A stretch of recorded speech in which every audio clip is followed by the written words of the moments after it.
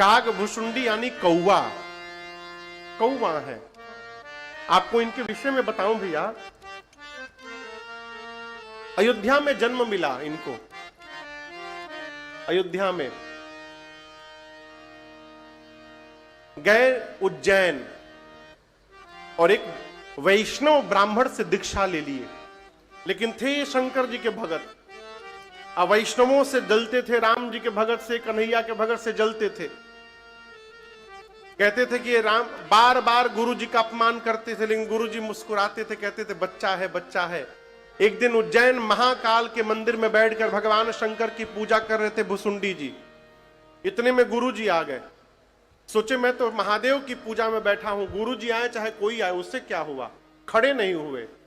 और गुरु का इतना बड़ा अपमान महाकाल भगवान बर्दाश्त नहीं कर पाए।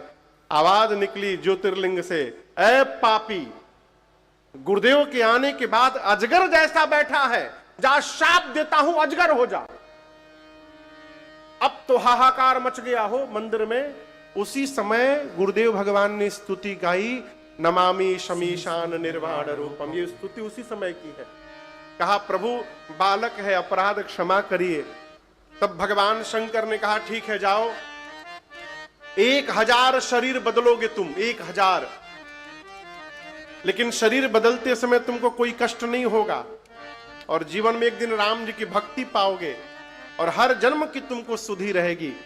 वही काग भुसुंडी जी शरीर बदलते बदलते बदलते बदलते फिर मनुष्य बने, अयोध्या में जन्म मिला। अब की बार राम जी के भक्त हुए। बचपन में माता पिता मर गए उनके। जब माता पिता मर गए तो घर से निकल गए, घूमते घूमते वन में लोमस ऋषि के पास गए।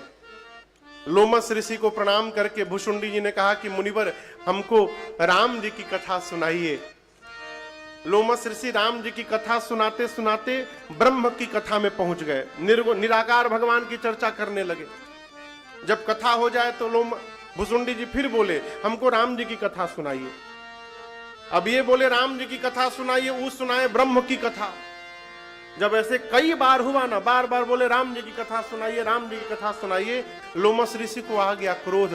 बोले मैं जो बोल रहा हूं वो नहीं सुन रहा है, कौवे की तरह कांव कांव करता है, जा शाप दे रहा हूं, चांडाल कौवा हो जा। उसी समय भुसुंडी जी जो मनुष्य थे कौवा बन गए। उनका नाम हुआ काग भुसुंडी। जैसे कौवा बने ना, काग भुसुंडी जी नाचने लगे। किसी ने कहा ये नाचने का समय नहीं है, रोने का समय है। आप मनुष्य थे, आपको कौवा बना दिया गया। काग भुसुंडी जी रो कर बोले देखो भगवान ने मेरे पर बड़ी कृपा कर दी।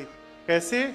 यदि मनुष्य रहता और राम जी अवतार लेते, यदि मैं अयोध्या मिलने जाता तो बताओ मुझे कोई द्वार से भीतर जाने देता?